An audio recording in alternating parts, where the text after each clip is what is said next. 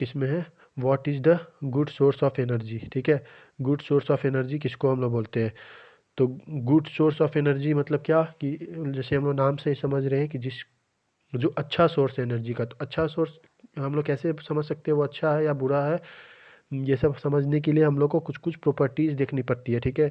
जैसे आपको कुछ सोर्स मिला, एनर्जी का कोई सोर्स मिला, तो आपको समझने के लिए वो अच्छा है या ख़राब है, उसके लिए आपको कुछ कुछ उसकी टर्मिनोलॉजी याद करनी पड़ेगी। याद नहीं मतलब समझनी पड़ेगी, कॉमन सेंस ही है। जो सबसे पहले देखो, जो कम स्मोक करे, कम जिस जो एस जनरेट करे वो ज़्यादा अच्छा हुआ, ठीक है। जो इजीली अवेलेबल हो, अवेलेबिलिटी जिसकी अच्छी हो, मतलब इजीली अवेलेबल हो, वो अच्छा हुआ, ठीक है। थर्ड हुआ आपका work per unit mass must be large.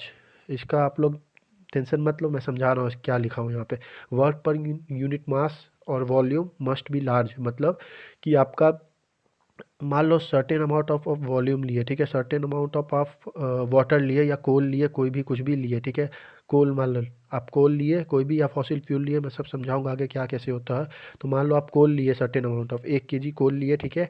उसको आप बर्न कर रहे हो, ठीक है। तो मान लो अच्छे क्वालिटी का कोल है, गुड सोर्स है, अच्छे क्वालिटी का कोल है, तो क्या होगा कि आपका 1 किलो में वो ज़्यादा हीट जनरेट करेगा, ठीक है। 1 किलो में मान लो आपका 1000 जूल हीट जनरेट किया, ठीक है।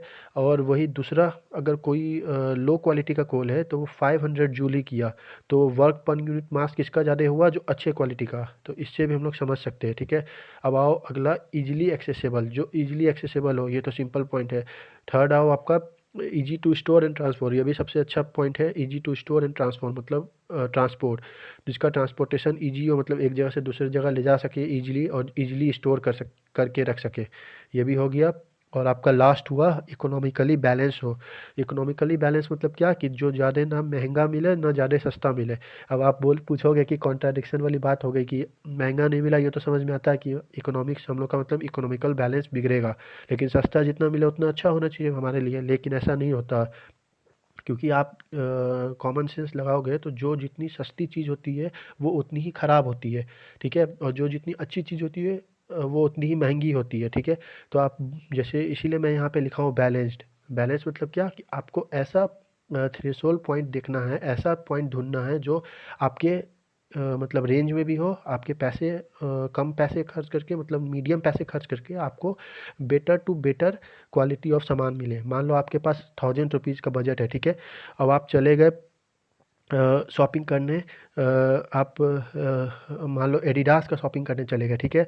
वही क्वालिटी का शूज़ आप लोग को मिल जाएगा। आपको मैं एग्जांपल दे रहा हूँ, एक एडिडास का आप लोग शॉपिंग करने चले गए तो आप लोग को 2000 3000 बजट जाएगा, ठीक है। वही आप लोग अगर कैंपस का शूज़ ले लेते हो या एक्शन का शूज़ ले लेते हो तो आपको 1000 रुपीज़ के अंदर अच्छा खासा शू मिल जाएगा। हाँ, एडिडास जैसा नहीं होगा, क्योंकि कंपनी वाले फिर बोलेंगे कि ये तो कॉन्ट्राडिक्शन वाली बात हो रही है।